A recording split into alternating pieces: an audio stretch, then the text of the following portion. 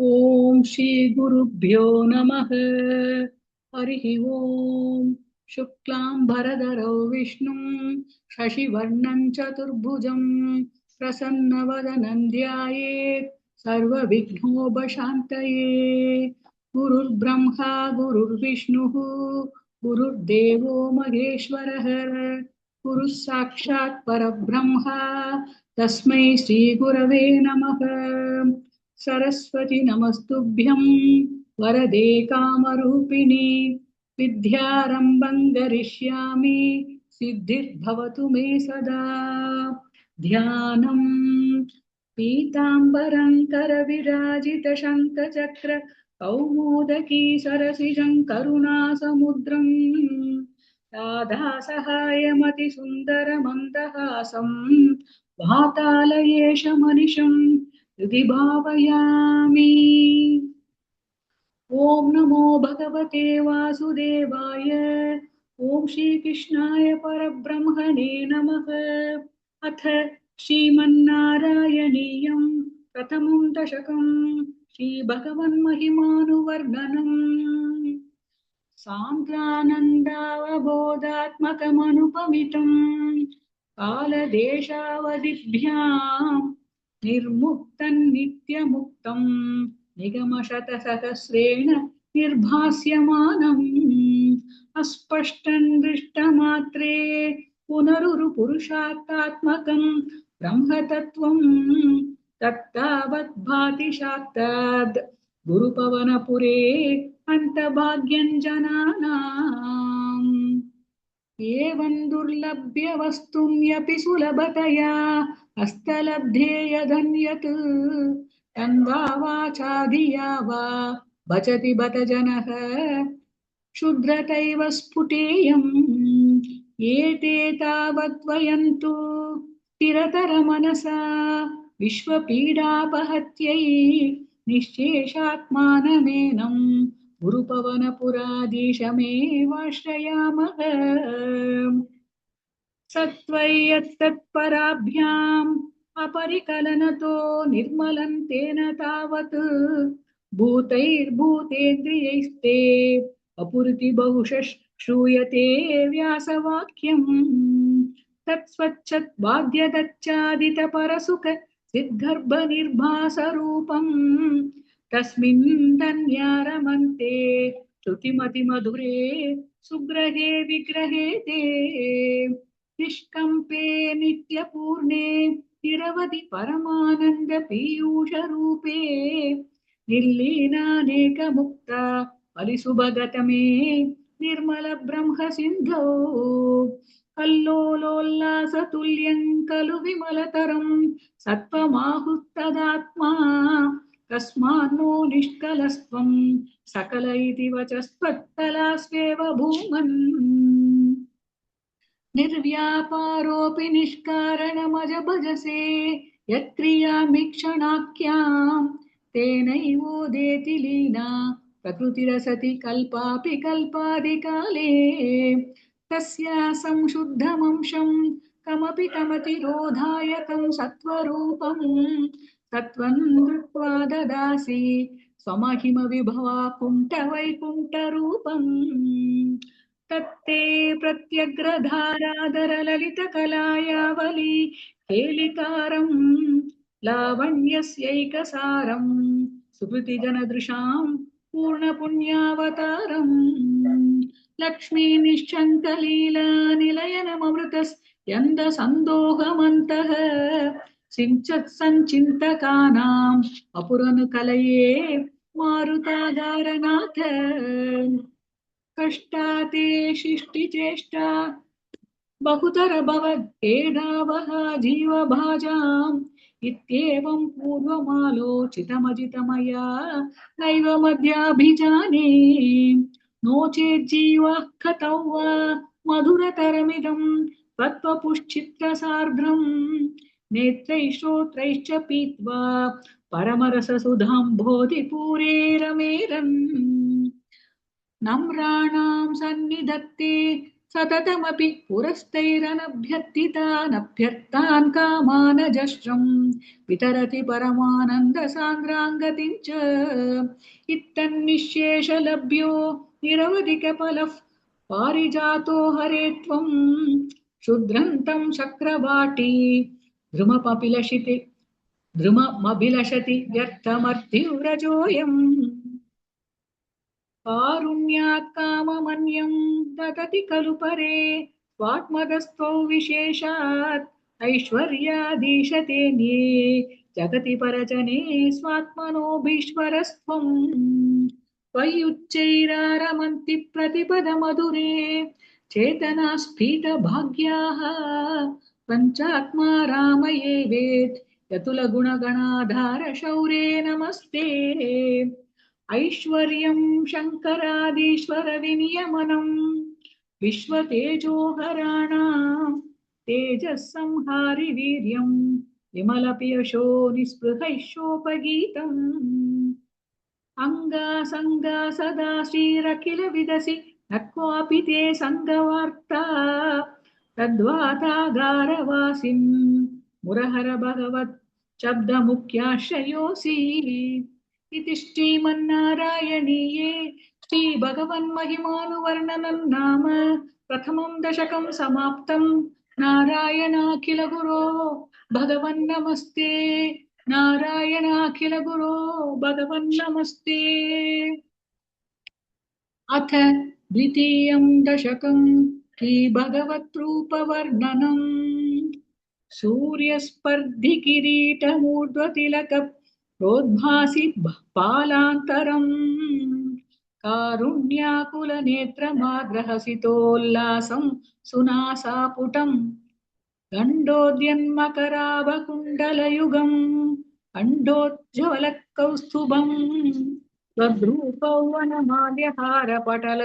श्रीवत्सदीप्रम् भजे केयूराङ्गदकङ्कणोत्तममहारत्नाङ्गुलीयाङ्गिदश श्रीमद्बाहुचतुष्कशङ्कतगदा शङ्कारि पङ्केरुहाम् काञ्चित् काञ्चन काञ्चिलाञ्चितलसत्पीताम्बरालम्बिनीम् आलम्बे विमलाम्बुजद्युदिपदाम् मूर्तिं तवार्तिच्छिदम् यत्रैलोक्यमहीयसोऽपि महितम् सम्मोहनं मोहनात् कान्तं कान्तिनिदानतोऽपि मधुरं माधुर्यधुर्यादपि सौन्दर्योत्तरतोऽपि सुन्दरतरं तद्रूपमाश्चर्यतोऽप्याश्चर्यं भुवनेन कस्य कुतुकं पुष्णाति विष्णो विभो तप्ताघ्रं मधुरात्मकं तव वपुः सम्प्राप्य सम्पन्मयी सा देवी परमो सुखा चिरतरं नास्ते स्वभक्तेष्वपि तेनास्याभत कष्टमच्युत विभो त्वद्रूपमानोज्ञगप्रेमस्थैर्यमया दशापलबलात् चापल्यवार्तोदभूत् लक्ष्मीस्तावकरामणीयगहृतैवेयं परेष्वस्तिरेत्यस्मिन्नन्यदपि प्रमाणमधुना वक्ष्यामि लक्ष्मीपते ये त्वद्ध्यानगुणानुकीर्तनरसासक्ता हि भक्ता जनाः तेष्वेषा वसति स्थिरैव दयितप्रस्तावदत्तादरा एवं भूतमनोज्ञतान वसुधा निष्यन्द सन्दोहनम् त्वद्रूपं परचिद्रसायनमयम् चेतोहरं शृण्वताम् सद्य प्रेरयते मतिं मदयते रोमाञ्चयत्यङ्गकम् यासिञ्चत्यपि शीतबाष्पविसरैरानन्द मूर्च्छोद्भवैः एवं भूततया हि भक्त्यभिहितो योगस्य योगद्वयात् कर्मज्ञानमयात् दृशोत्तमतरो योगीश्वरैर्गीयते सौन्दर्यैकरसात्मके त्वयि खलु प्रेम प्रकर्षात्मिका भक्तिर्निष्ठममेव विश्वपुरुषैर्लभ्या रमावल्लभ निष्कामन्यतस्वधर्मचरणम् यत्कर्म योगाभितम् तद्दूरेत्यपलय्यदौपनिषदज्ञानोपलभ्यं पुनः तत्त्वव्यक्ततया सुदुर्गमतरं चित्तस्य तस्मात् विभो त्वत्प्रेमात्मकभक्तिरेव सततं स्वाधीयसी श्रेयसी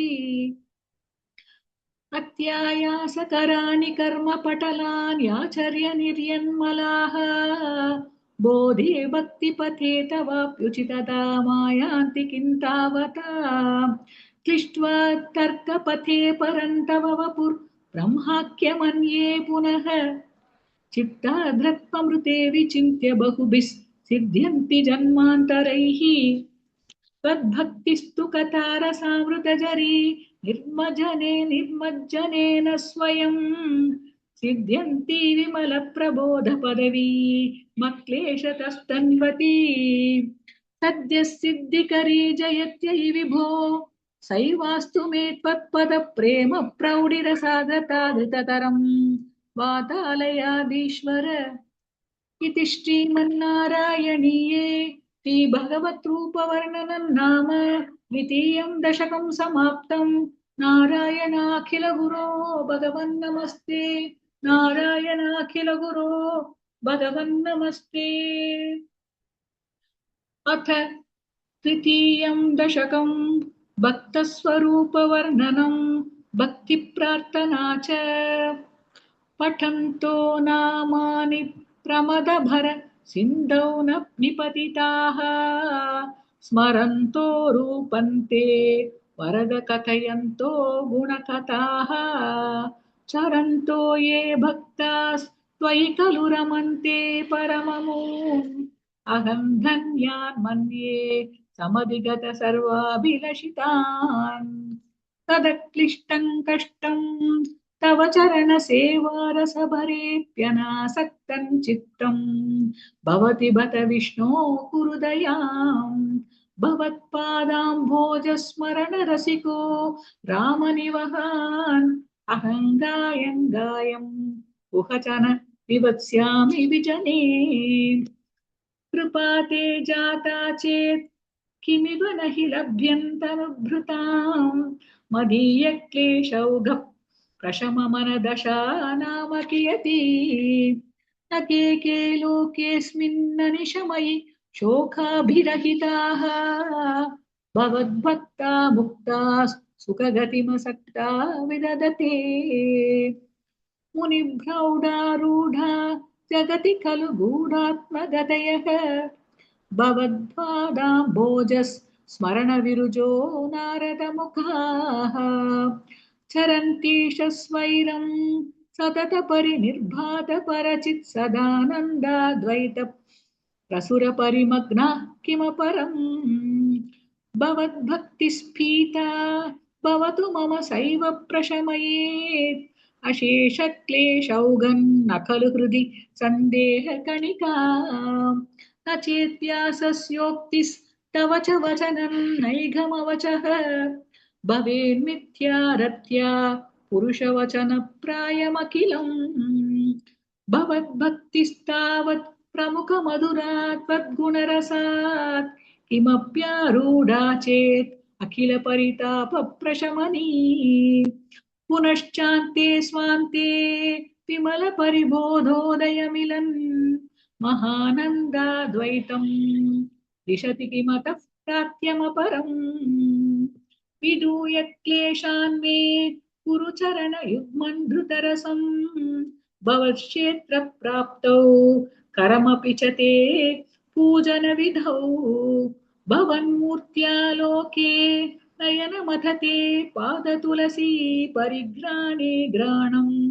श्रवणमपि ते चारुचरिते प्रबोधाधिव्याधिप्रसवचलिते मामकहृदि त्वदीयं परमसुखचिद्रूपमुदीयात् उदञ्च रोमाञ्चो गलितबहु हर्षाशुनिवः यथा विस्मर्यासं दुर्पशमपीडा परिभवान् मरुद्गेहादीशत्वयि खलु पराञ्चोऽपि सुखिनः भवत्स्नेही सोऽहं सुबहु परितप्ये च किमिदम् अकीर्तिस्ते मा भूत् वरदगदभारं प्रशमयन् भवद्भक्तोत्तंसं झटिति कुरु मां